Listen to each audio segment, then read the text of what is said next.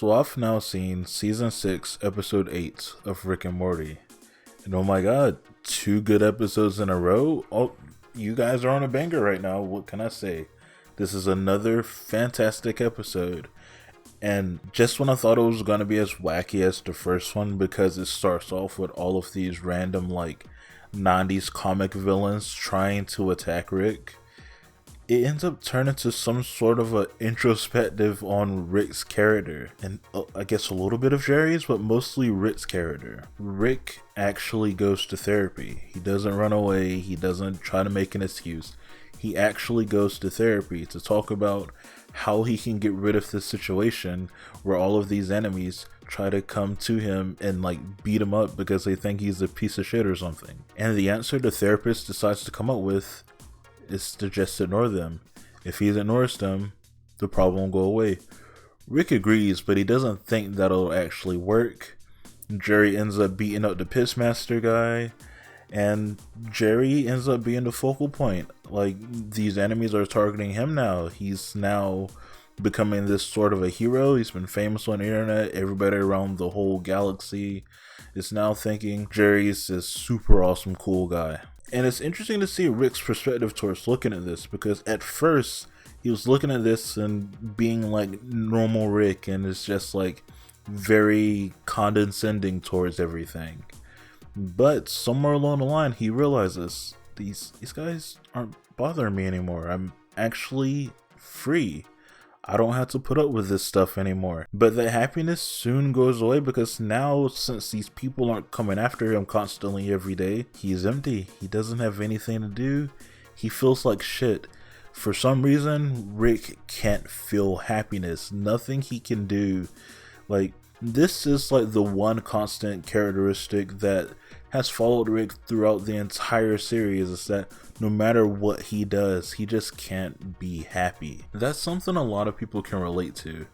And it's also something that a lot of adult animation does. They always feel like depression is always the perspective that a lot of these animated shows go to, because at this point I feel like it's just one way for the writers to let go of a lot of pent up stuff that they have dealing with them. Because I've mentioned in my Tuca and Birdie videos, sometimes as an adult, you have these expectations of how an adult should be, and you have to keep up those expectations, and sometimes that means bottling in emotions and just working day in, day out, constantly. But underneath it all is somebody that once had a dream, somebody that wants to do something else with their life, but they can't. They feel stuck. They feel empty. And I'm tying that all the way back to Rick, because he is one of the most emptiest people in that universe. Since he's feeling like this, since he's feeling like a piece of shit, he goes and tries to talk to Pissmaster, but Pissmaster ended himself. He didn't want to be here anymore. He blamed Jerry for all this shit that was put up against him, and he ended up offing himself, which is not cool, is not fun. So this is where I'm curious about Rick's motivations throughout this part. Obviously there were good motivations, but there's something that I'm questioning that I had to think about. Rick tries to revive him, he fails, and his daughter comes knocking at the door, and Rick pretends to be Pissmaster to answer it for her, and she forces him to promise that nothing's gonna happen to him. And now Rick decides, I guess I'm going to be Pissmaster, because he read his notes, and one of Pissmaster's traits about him was that he felt like everybody just wants to see him fail, and he's doomed to fail, so why even bother? So Rick wants to at least right that wrong and make Pissmaster seem like a hero, and he does that. He goes around saving a lot of people and doing this in honor of Pissmaster, and he wants to give him this great send-off, and it'll be very beautiful, very traumatic. I'm just curious about Rick's motivations throughout this. I love this episode, love it a lot. It's his motivations only so that everybody can be happy. I feel like that's his only motivations, but he kept the notes and showed it to Morty and them later.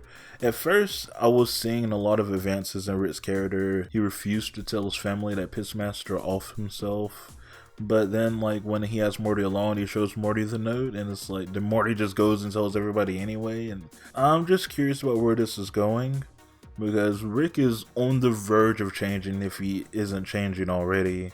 He's on the verge of, like, becoming I wouldn't say a better character, but at least, like, more developed. And I like that. This was a really good episode. I like that. I like all of the Rick introspective episodes because, you know, I don't know, they're just really fun to see. Another really good episode that's kind of similar to this is the episode where Rick had that toilet of his own, this sanctuary, and that businessman alien kept going to it. That was another really good Rick introspective episode. If you guys haven't seen that, go watch it. It's a really good episode. But yeah, I'm curious where this goes. Is this character going to keep developing until the season finale? And that's only like 2 more episodes now, right? What could the season finale possibly be about? I have no idea. What's Rick going to do during that situation? Is he going to try to ignore the situation, or like, I don't know, I guess fight back maybe? I don't know. There's a lot of possibilities now on what could happen. And I'd be curious what your opinions are. So leave them in the comments down below, and I'll get back to you guys as soon as I can. Thank you guys so much for watching. Like, comment, subscribe. Hey, this is more on time than the last episode review, so that's pretty cool. And episode 9 will be on time. God, why did I say that? And I gotta keep that promise. So yeah, that's basically it. Okay, goodbye.